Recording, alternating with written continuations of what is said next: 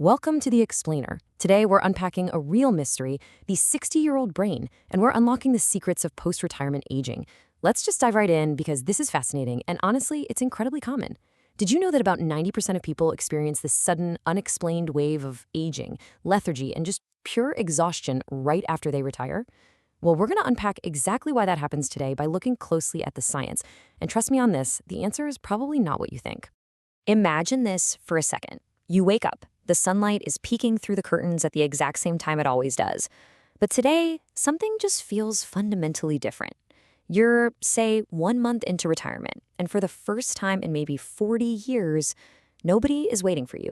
The house is completely quiet, the morning feels heavy, and suddenly you just feel tired. I really want to validate that feeling for you right off the bat, because there is a very real biological reason for it, and spoiler alert, it has absolutely nothing to do with just getting older.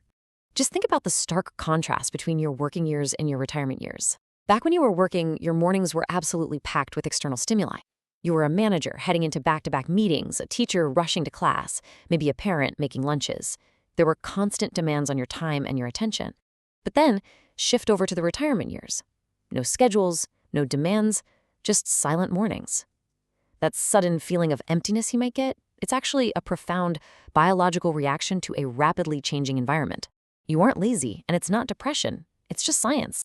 So let's look at this like a medical mystery. While you're sitting in your living room feeling like you've suddenly lost your spark, there are actually 3 silent changes happening inside your brain.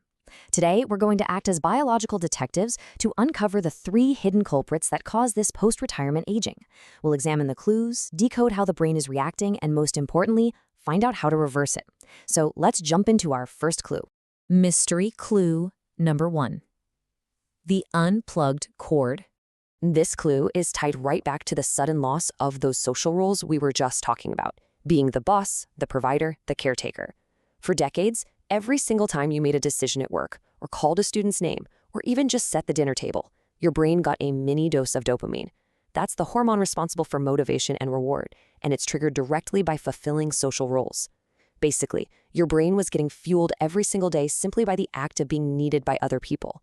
Those roles weren't just titles. They were your brain's primary energy source. It really all comes down to this. Your brain isn't broken. It's just unplugged. Think of your brain like a smartphone. If you pull the charger out the wall, the phone isn't broken, right? It just stops getting power and eventually goes to sleep. When you retired, that social role, that daily charger you relied on, was violently unplugged. That physical lethargy you're feeling, that is simply your brain waiting for you to find a brand new power source to plug into. That brings us to mystery clue number 2. The cold rune. This clue shifts our focus to our deep evolutionary need for human interaction. See, there's a massive biological difference between mere physical presence, just being in the same room as someone, and true connection.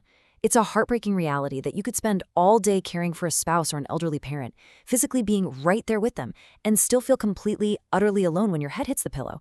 Why? Because the brain evolutionarily craves true connection. Hearing a distinct voice, making eye contact, sharing a genuine laugh, just existing near someone doesn't scratch that deep biological itch. This might actually be my absolute favorite metaphor from our source material. Human voices act as a room heater for the brain.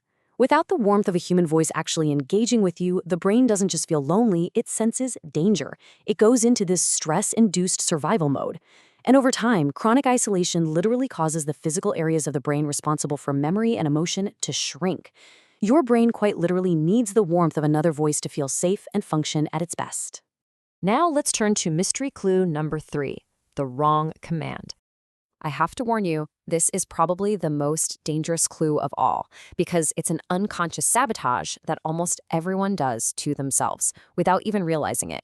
I'm too old. Just ask yourself, how many times have you said that recently? Maybe when someone invites you out, or you try to learn a new feature on your phone, or you think about starting a new hobby. We say it as a passing joke, or a complaint, or even just out of humility. But here is the terrifying part. To your brain, that's not a joke. It's a literal, direct command to turn off the lights and shut down your neural pathways. Your brain is this fascinating, miraculous organ, but you know what? It is completely blind to your birth certificate. It doesn't know your birthday. It only knows the words you repeat and the actions you take. So when you repeatedly say, "I'm too old," your brain just accepts that as an absolute instruction. It starts discarding pathways it thinks an old person doesn't need anymore. But here's the incredible news. Because the brain blindly follows your instructions, we have the power to change the command entirely. This brings us to a really exciting turnaround. Let's talk about the 1979 Harvard experiment. This is a legendary scientific study that proves just how resilient your brain truly is. Back in 1979, Harvard psychologist Dr. Ellen Langer conducted the famous counterclockwise study. She took a group of men in their late 70s and early 80s to an isolated retreat. But here's the catch. The retreat was completely retrofitted to look exactly like 1959. I'm talking vintage magazines, old radios, black and white TVs, the whole shebang. The men were instructed to act exactly as they did 20 years prior, living entirely in that present moment of 1959. No medication was used at all. It was purely a mental and environmental shift. The results of this study were just absolutely astonishing.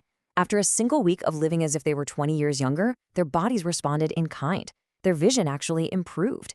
Their memory scores increased. Joint flexibility was measurably enhanced, and their walking speed was significantly faster. By simply changing their environment and the instructions they were giving themselves, these men quite literally reversed physical aging in 7 days. Like we said, your brain doesn't know your real age, it only knows what you tell it. Which brings us to our final section, writing your next chapter. This is where things get incredibly empowering. We're shifting from a medical mystery into a space of profound possibility.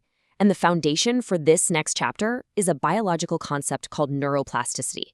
Basically, this is the brain's lifelong ability to create new neural pathways and circuits. Whether you are 60, 70, or 80 years old, your brain is absolutely desperate to build fresh pathways. But there is a catch. It requires new experiences. It needs you to feed it new data to work with.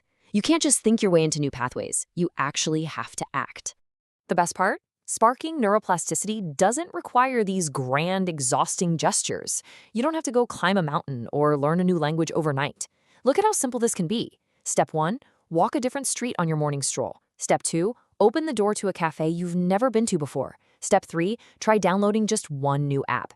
Every single time you introduce one of these tiny novelties, a small electrical current runs through your brain and it sprouts a brand new neural connection.